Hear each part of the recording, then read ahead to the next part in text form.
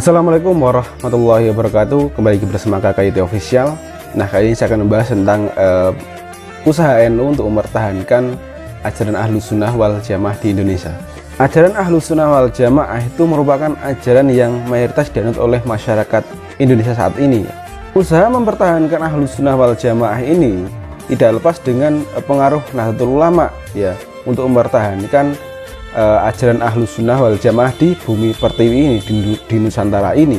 Kalau sekarang ada orang yang mengatakan tidak usah NU-NUan, penting Ahlus Sunnah wal Jamaah, ya monggo, terserah. Yaitu mungkin segelintir orang yang benci terhadap NU ataupun orang yang benci terhadap ulama NU ya. Jadi nggak usah dihiraukan. Yang penting NU saat ini itu ya berpengaruh besar terhadap bangsa ini kan itu. Mungkin jadi atau bisa jadi Ahlus Sunnah wal Jamaah itu punah di negeri ini kalau nggak ada keterlibatan Nahdlatul Ulama untuk mempertahankan Ahlus Sunnah wal Jamaah oleh serangan Islam modern waktu abad ke-20 seperti itu.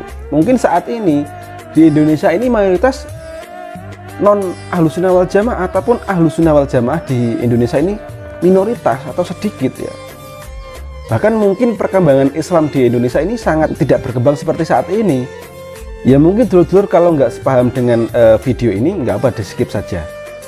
Ini video ini saya tujukan untuk dulur NU ataupun dulur Nahdliyin atau Ahlus Sunnah wal Jamaah agar bisa melihat sejarah fakta terlibatnya NU untuk mempertahankan Ahlus Sunnah wal Jamaah di Indonesia ini. Jadi ajaran Ahlus Sunnah wal Jamaah itu sudah berkembang itu sejak zaman Wali Songo ya. Beliau dengan melakukan pendekatan dakwah dan kultural mampu menjadikan ajaran Islam itu ala Ahlus Sunnah wal Jamaah itu diterima dengan baik di Indonesia, diterima masyarakat di Indonesia tanpa mengalami kekerasan sedikit pun ya. Meskipun sebelumnya bangsa ini sudah mempunyai kepercayaan tersendiri yang sudah mereka yakini sejak ratusan tahun sebelumnya. Hal ini memperlihatkan ya bahwa Islam itu betul-betul agama yang rahmatan lil alamin, pengayom seluruh alam kan gitu. Akan tetapi ya perjalanan ajaran Ahlus Sunnah wal Jamaah itu dalam pengembangannya itu mengalami berbagai macam rintangan. Hal itu dapat terlihat pada abad ke-20 yaitu timbulnya gerakan pembaruan yang dipelopori oleh Muhammad bin Abdul Wahab yang dilahirkan di Asyibah, sebuah kota kecil yang terletak di lembah Najd. Ternyata banyak ditiru di Indonesia ya. Gerakan inilah yang akhirnya terkenal dengan gerakan Wahabi, dan gerakan Wahabi ini menitik beratkan pada proses ya, pemurnian puritan Al-Quran yang mereka anggap telah melenceng dari kemurniannya. Meskipun anggapan mereka itu ya timbul karena kegamangan mereka dan kurang luasnya pemahaman mereka terhadap Islam hingga menghasilkan beberapa pokok ajaran seperti berikut saja ya. Hanya Allah Subhanahu wa taala yang harus disembah. Terus berdoa harus langsung kepada Allah. Terus bertawasul dengan nabi, para wali, terus orang-orang soleh, setara meminta syafaat kepada mereka adalah kafir dan sama dengan orang yang menyembah berhala. Terus ya melarang melakukan ziarah kubur. Terus merokok adalah haram. Nah, Belanda sangatlah memperhitungkan ya gerakan umat Islam yang dipelopori oleh para ulama Ahlus Sunnah wal Jamaah. Karena gerakan tersebut merupakan gerakan yang mempunyai kekuatan yang besar yang membahayakan kekuasaan Belanda saat itu ya atas bumi Nusantara ini. Oleh karena itu mereka berusaha untuk memecah belah kekuatan tersebut dengan melakukan perbedaan Islam modern dan Islam ortodok atau tradisional. Dan untuk menghambat perkembangan ilmu pengetahuan, mereka membuat jurang pemisah antara ilmu umum dan ilmu agama. Demi mengembangkan ajaran pembaharuan ini ya, Belanda mengeluarkan biaya yang sangat besar, tidak sedikit ya yang digelontorkan pemerintahan Belanda waktu itu.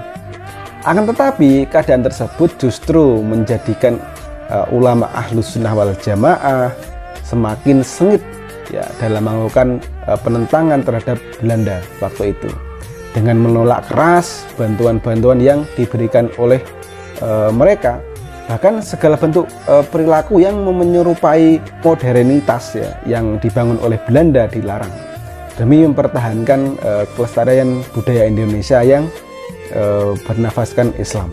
Dan berdasarkan atas kedua kondisi tersebut ya, akhirnya melahirkan kesadaran para ulama Ahlus Sunnah wal Jamaah untuk mendirikan atau perkumpulan organisasi guna merapatkan barisan dan membangun persatuan dan kesatuan yang kokoh antar umat Islam, yang kemudian secara formal lahirlah sebuah Jam'iyah Nahdlatul Ulama pada tanggal 16 Rajab 1344 Hijriah atau 31 Januari 1926 Masehi.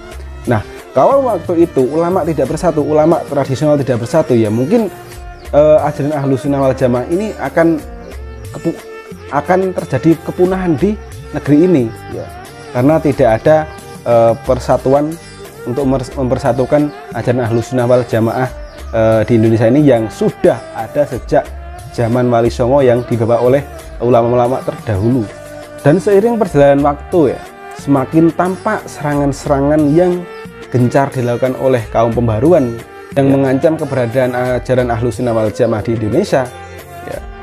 Hal itu terbukti pada tahun 1922 di Cirebon ya, diadakan Kongres Al-Islam ya, yang menjadi ajang perdebatan keras di mana tuduhan-tuduhan kafir dan syirik itu terdengar. Ketika pertikaian masih berlanjut ya, Kiai Haji Wahab Azzullah mengusulkan kepada Kiai Hasyim Asy'ari dari Jombang untuk membuat sebuah gerakan untuk mewakili para ulama Ahlus Sunnah wal Jamaah.